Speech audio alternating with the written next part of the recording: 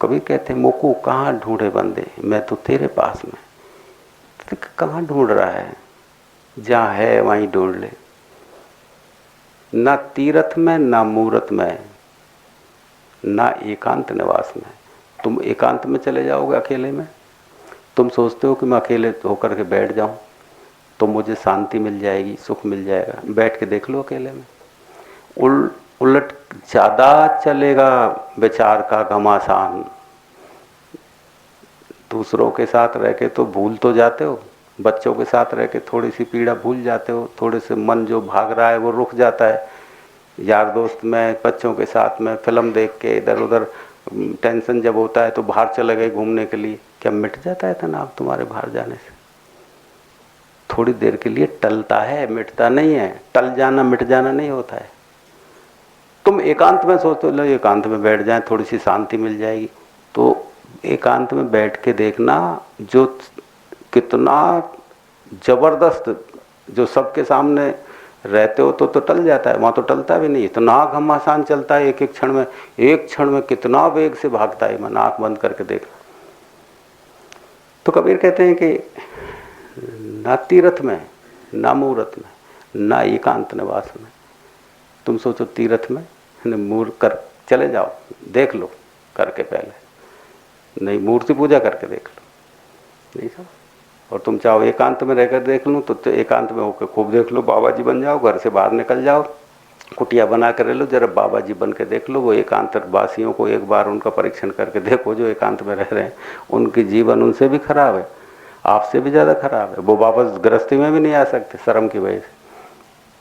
एक बार जो घर छोड़ दे तो वो दोबारा घर में आए तो कितनी बदनामी हो जाए, तो वो मजबूरी में पड़े बाबा जी बने।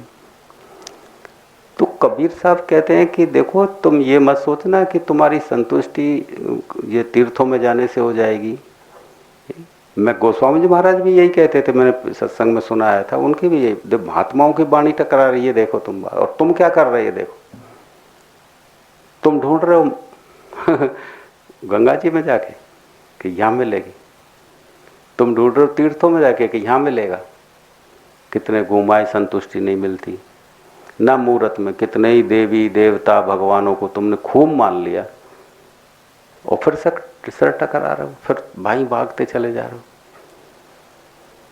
एकांत होके देख लिया, कुछ नहीं मिला, ना तीर्थ में ना मूर्त में ना एकांत निवास में, ना मंदिर में ना मस्जिद में ना काशी कैलाश में। तो वो कहते हैं कि तुम जो जाते हो तो कहीं भी चले जाना, मंदिर मंदिर ढूंढो तो संतुष्टि नहीं है। ना मस्जिद में ना मंदिर में ना मस्जिद, ना कावे कैलाश में, ना कावा में मिलती संतुष्टि, ना कैलाश चले जाओ तो वहाँ भी नहीं मिलती। बर्फ़ ही देख के आ जाओगे, ठंड देख के आ जाओगे, तुम सोचो कि वहाँ संतुष्टि मिल जाए। कितने ही लोग कैलाश जाते हैं, कितने ही लोग कैलाश पहुँच गए, लेकिन आते हैं तो वैसे कि वैसे आते हैं जैसे गए थे, उनमें कुछ बदलाव नहीं आता। वैसे ही अशांत गए और अशांत ही रहते हैं आने। वहाँ से यात्रा करने के बाद आओगे तो वही तोड़ा फोड़ी, छीना झपटी, झूठ बोलना, उस तेरा मेरा, इसको छोड़ नहीं पाते। बदलता नहीं व्यक्ति, चाहे कैलाश हुआ है व्यक्ति। जब कैलाश में जाने के बाद व्यक्ति के अंदर कोई बदलाव नहीं आता तो कैसे सोच लिया कि कैलाश जो है वहाँ मुक्ति मिल जाएगी। या गंगा में नहाने के बाद में तुम वैसे ही हो जैसे तुम गंगा में नहीं नहाए थे, तो कैसे सोच लिया कि। पर आदमी तो अपने को दिलासा देने में माहिर है, वो सोचता है अब नहीं, मरने के बाद मिलेगी मुक्ति। सोच लेता है अब थोड़ी मिलेगी, अब तो नहाए गंगा, अब तो कैलाश हो जाए, वो तो मरने के बाद मुक्ति मिलेगी। अरे किसी ने चिट्ठी लिखी है, जितने लोग मर गए किसी ने दी चिट्ठी, तो मैं के टेलीफोन किया तो मैं कि मुझे मुक्ति मिल गई है। सोचा है तुमने, जो गए हैं उनके बारे में सोच लिया है कि वो मुक्त हो गए।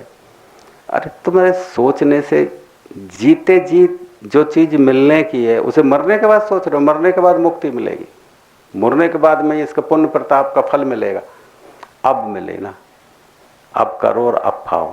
लेकिन तुम देखना सीखो, दृष्टि साफ हो जाती है ना, तो अब अभी है। जिस घड़ी तुम सेवा करते हो तो उसी समय आनंद मिलता है। मिल गया, दे दिया भगवान ने, तुम्हारी मजदूरी तुम्हें।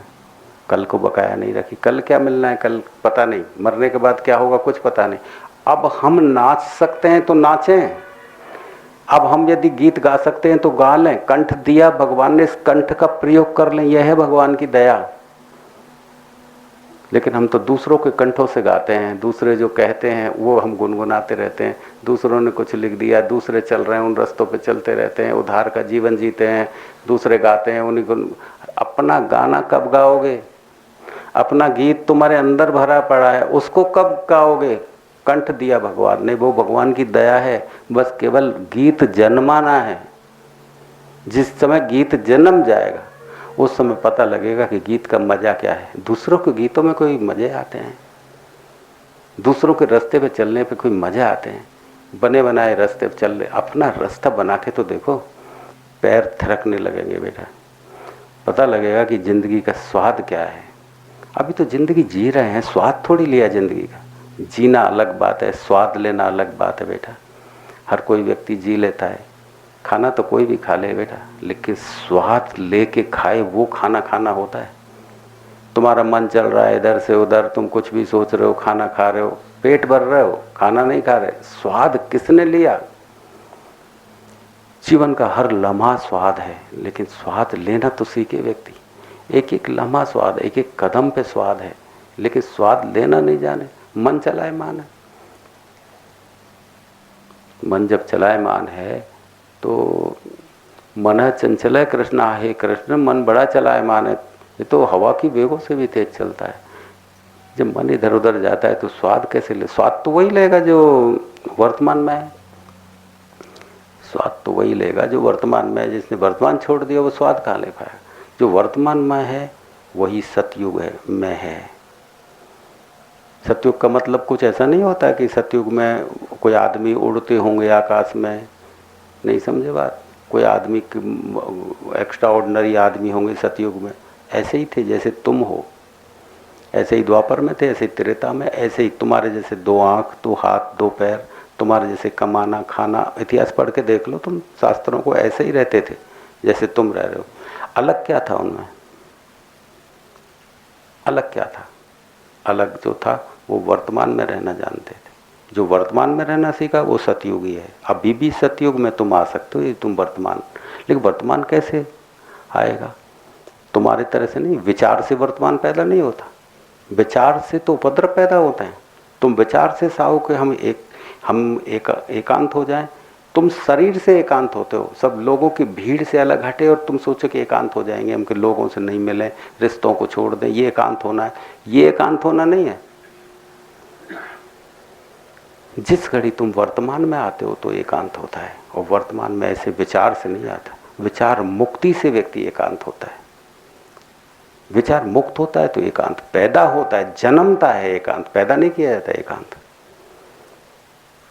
और जब पैदा होता है एकांत, वो चाहे तुम भीड़ में भी हो ना, कोई खेले भीड़ में, कोई अकेले में।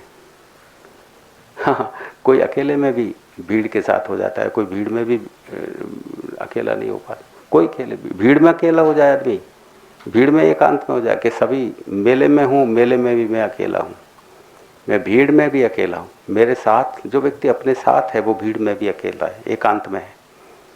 और जो व्यक्ति अपने साथ नहीं है वो अकेले में भी भीड़ में है। वो विचार तो चलेंगे, भीड़ के विचार आएंगे, रिश्तों के विचार आएंगे, तेरे मेरे, उस लोगों ने मुझसे क्या किया, क्या, तो दुनियादारी के जो विचार हैं वो तो आएंगे। तो फिर एकांत कहाँ हुआ? वो तो तुम सबके साथ हो, वैसे ही अकेले में हो। विचार तो साथ है, कैसे हो पाओगे? तो वो कहते थे कि ना एकांत निवास में, कि तुम जो एकांत करते हो ना, भीड़ से अलग होकर के चढ़ जाते हो, वो एकांत की कबीरदास नहीं कह रहे कि मैं उसमें नहीं मिलूंगा। मेरा एकांत कुछ अलग है, तुम्हारे ही अंदर है मेरा एकांत। जिस घड़ी तुम विचार मुक्त हो जाते हो, एकांत हुआ, मैं वही तो हूँ। खोजी हुए तुरंत मिल जाऊं, पल भर की तलाश में। खोजना सीख जाओ तो पल भर में ये एकांत स्थापित हो जाएगा। खोजने की कला आ जाए, एक बार कला आ जाए बेटा, सिर्फ कला आ जाए। एक चित्रकार ने एक कैनवास पे एक चित्र बनाया, और चित्र इतना अच्छा था, समझ से उसे देखे तो उसकी कीमत उसने 1 लाख रुपए रख दी थी।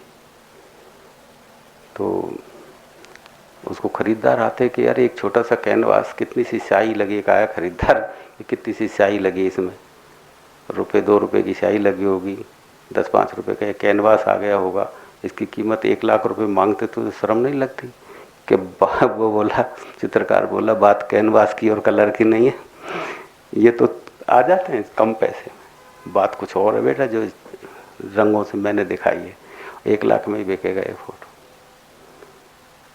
और खरीदार बेटा तुम जानते हो, जो जानते हैं ना पहचान करना, वो उस 10-5 रुपए की चीज को 1 लाख में खरीद के ले जाते हैं।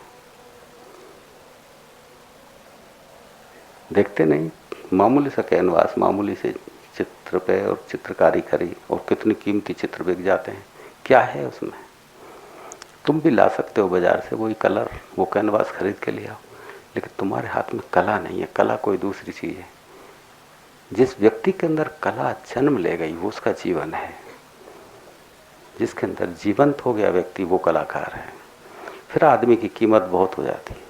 फिर सत्योगी है व्यक्ति, खोजी होए तुरंत मिल जाऊं, खोजना सीख ले आदमी, इस कला को सीख ले एक बार, फिर कोई देर लगती है कि जीवन निकल गया।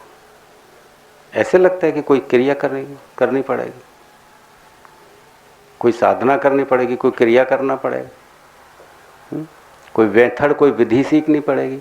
व्यर्थ बकवासबाजियां सारी, कुछ नहीं। चाहे वो किसी ने दी हो, वो विधियां किसी ने दी हो, कुछ नहीं। तुम केवल इस कला को सीख जाओ एक बार, खोजी हुए तुरंत मिल जाऊं, तुरंत ही। इसमें कोई टाइम दिया है, इसे समय दिया कि 1 साल लगेगा कि 2 साल लगेगा कि क्षण लगेगा कि पूरा जीवन लगे। कई बार मेरे से पूछते हैं गुरुजी कितने दिन लगेंगे इस साधना में।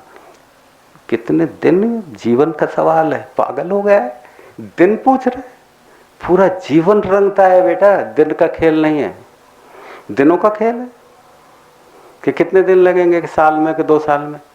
पूरा जीवन दांव पे लगाना पड़ता है बेटा, पूरा जीवन रंगा रखो। तो परमात्मा कोई छोटे से हिस्से में आने वाली चीज है कि 1 दिन 2 दिन बताएंगे इसके लिए?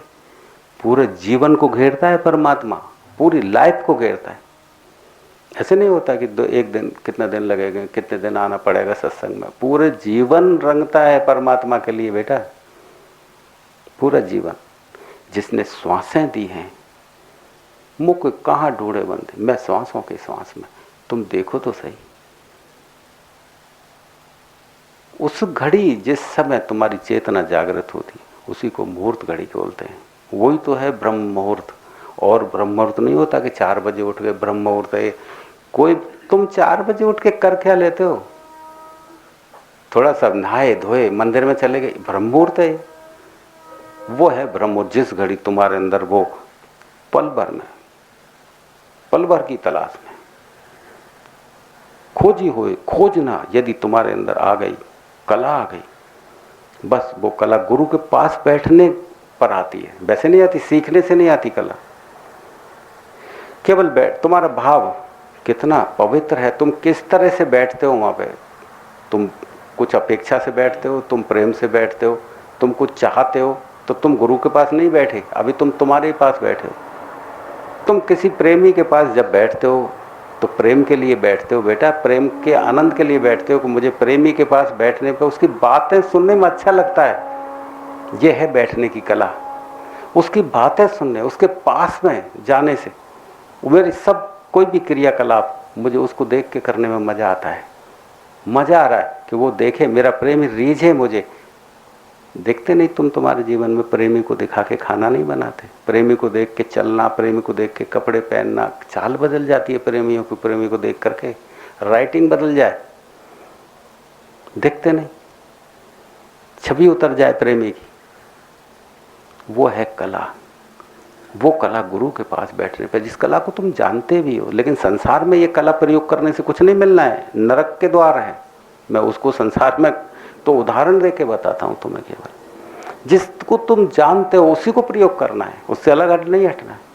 जिस चीज को तुम जानते हो केवल उसी से, वो ही है सिरा, उसी से, उसी रास्ते से चलना है। अलग से सीखने की कुछ जरूरत नहीं है। जो तुमने सीखा है उसी को सही तरह से होश से करना है। जिसे तुम जानते हो उसको सही तरह के प्रयोग करना सीख जाओ, बस सीख गए। खोजी हुए तुरंत मिल जाओ। खोजना क्या है? कुछ नया नहीं खोजना, तुम्हारी चीज को दुरुस्त करना है। तुम्हारे पास जो है उसे दुरुस्त करना है। तुम्हारे पास वो है, उस जो है उसको सही ढंग से प्रयोग करना आ जाए, वही तो खोजना है। कोई पहाड़ में रास्ता नहीं निकालना है। ऐसा नहीं है कि कोई पहाड़ खोद के रास्ता निकालना है। खोजी होए तुरंत मिल जाऊं, बस खोजना, पास में बैठना सीखो बेटा। जैसे प्रेमी के पास निस्वार्थ बैठते हैं, उसकी बातों में मजा आए, उसके साथ रहने में मजा आए, उसको हर काम करो, उसको दिखा के करने में मजा आए, बस हो गया काम। ऐसा होने लगे तो समझो हो गया काम, बस उसकी छवि बनी रहे, बस। तो खोजी हुए तुरंत मिल जाऊं, पल भर ही दे लगेगा। कौन सी क्रिया, कौन सी विधि है, बताओ तो सही। क्या गोस्वामी महाराज ने कोई विधि लिखी? क्या कबीर साहब कोई विधि बता रहे हैं? मैं तो प्रमाण इसलिए दे रहा हूं कि बेटा उनको तो देखो, कोई विधि बता रहे होते तो मैं भी बताता तुम्हें विधि, कभी विधि से मिलेगा। ये विधि छोड़ो, ये क्या विधियां, कुछ करना है वो करना है, ये करना वो करना है, बकवासबाजी छोड़ो। खोजी हुए तुरंत मिल जाओ, खोजना सीखो, पास बैठना सीखो। मोकू कहाँ ढूंढे बंदे, मैं तो तेरे पास में। अपने ही पास की चीज नजर नहीं आती बेटा, ये ध्यान कर लेना बात। हमारी आंखें सिर्फ दूर देखने के लिए बनी है, अपने पास देखने के। अपना चेहरा तुम्हें दिखाई देता है इन आंखों से? बताओ, तुम तुम्हारे चेहरे को देख सकते हो क्या इन आंखों से? क्योंकि आंखें केवल दूर की चीजें देखने के लिए, अपने को छोड़ के कुछ और देखने के लिए बनी है। अपनी चीजें दिखाई नहीं, अपना चेहरा दिखाई नहीं देता बेटा। खोजी हुए तुरंत मिल जाऊं। अपने को आदमी कहाँ इसीलिए भूला रहता है कि वो अपना खुद को चेहरा दिखाई नहीं देता, अपने को आप देख नहीं पाते। गुरु यही तो सिखाते हैं कि अंदर एक आंख है, पलट उसे, तू दिखाई देगा उसमें, तेरा चेहरा दिखाई देगा। जब तू ठीक तुझे दिखाई देने लगे, समझना कि मैं ये हूं असली। तो इन आंखों से तो बाहर देखते हैं, तो अंदर जाओगे तो पलट जाएंगी आंखें, और फिर जब तुम देखोगे तुम्हारा ही कि तुम ये हो, तो पता लगे। खोजी हुए तुरंत मिल जाऊं, पल भर की तलाश में। मोकू कहाँ ढूंढे बंदे, मैं तो तेरे पास में। तो मैं जब ये कहता हूँ तुमसे कि आप लोग बड़े परम सौभाग्यशाली हैं, तो मैं इसलिए नहीं कहता कि आप जो बुरी आदतों में पड़े हैं, आप जो किसी का छल कपट कर रहे हैं, छीन रहे हैं, है ना, ये किसी को धोखा दे रहे हैं, काम में, क्रोध में, लोभ में, अनसंट पता नहीं क्या इच्छाओं की पूर्ति में लगे हैं, तो मैं तुम्हारे इस शरीर को नहीं कह रहा कि आप सौभाग्यशाली हैं। मैं तो आपके अंदर की बात करता हूँ कि ये बात अंदर की सुनने को मिल गई आपको, और आप उस रास्ते की जानकारी लेने को तैयार हो गए, तो कहता हूँ आप सौभाग्यशाली हैं। आप सोचो कि गुरुजी तो हमारा बड़ा सम्मान कर रहे हैं, हम तो बड़े खराब आदमी, गुरुजी सौभाग्यशाली बना रहे हैं, बता रहे हैं हमें, ये तो बड़े अच्छे गुरु हैं। अच्छा नहीं हूँ बिल्कुल भी मैं, ये तो तुम्हें तोड़ा के ही रहूँगा मैं, क्योंकि ये तो तोड़फोड़ तो तुम करते हो। ये तो समझो, फिर चाहे मैं तुम्हें बुरा लगूं तो लगता रहूं बुरा, मुझे अच्छे लगने से कोई मतलब नहीं है। बाकी तुम अच्छे लगने लगो मुझे, मैं वो प्रयास करूँगा कि तुम अच्छा कैसे बन जाते हो। मुझे ये काम करना